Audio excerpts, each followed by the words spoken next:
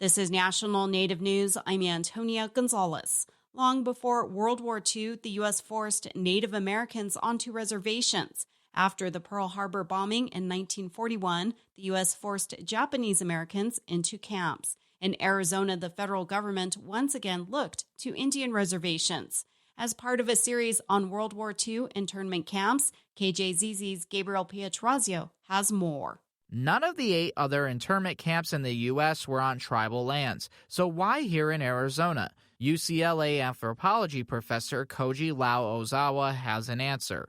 John Collier, who was the Commissioner of Indian Affairs at the time, advocated for all of the camps to be put on reservation lands. He thought that the Office of Indian Affairs was well suited to this task of managing these confined racialized populations. The Indian New Deal, as FDR called it, was part of the Indian Reorganization Act of 1934 and tried making amends for past treatment by investing in tribal infrastructure. That was until the war effort began. Funds were starting to dry up. This presented an opportunity. An opportunity to turn Japanese Americans into a source of prison labor to develop tribal resources, as shown by a 1943 propaganda film narrated by Dwight Eisenhower's brother, Milton, about an internment camp in western Arizona. At Parker, they undertook the irrigation of fertile desert lands. Brian Nia says the U.S. embraced a stereotype. Japanese Americans, with their supposed expertise in farming and agriculture, could help build up the land that would allow for the Native Americans to benefit from, without the consent of the tribes themselves, of course. Nia is editor of Densho Encyclopedia, which chronicles the camp's history. Without much legal representation or political clout at that time, the Gila River Indian community and Colorado River Indian tribes both tried fighting camp construction but failed. Through the Office of Indian Affairs, I think there was just a thought that we could bulldoze our way through. Once again, today's federal government is butting up against tribal land. The Trump administration's alligator Alcatraz is being built near the Big Cypress National Preserve and Everglades National Park. We're right in the middle of it. We have tribe members that live within 500 feet of the detention center. You know, it's not like this distant thing that it is for a lot of Floridians. Talbert Cypress is chairman of the 600-member Miccosukee tribe, which brought alligator Alcatraz to a halt. We don't go to war anymore with tomahawk or anything like that. You know, we go to courtrooms now and we go to meetings with politicians.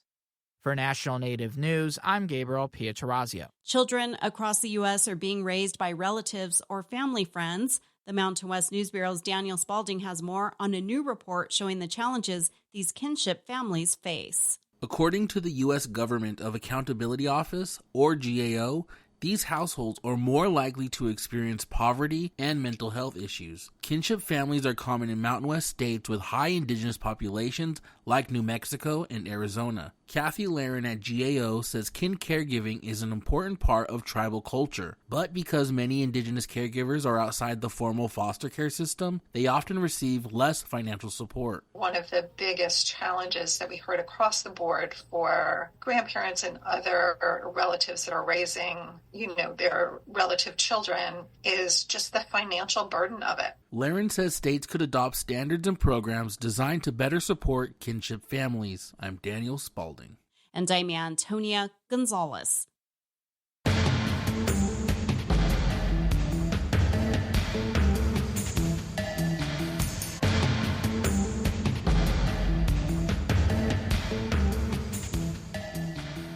National Native News is produced by Kawanak Broadcast Corporation with funding by the Corporation for Public Broadcasting. Skugtash. For more than 40 years, Ramona Farms has revived ancient traditional foods, tepary beans, pinoli, polentas, and more, all from store.ramonafarms.com. Ramona Farms supports this show. Tomye.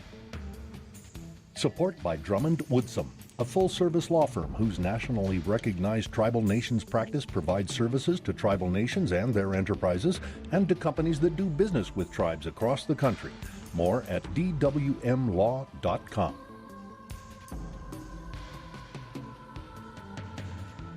Native Voice One, the Native American Radio Network.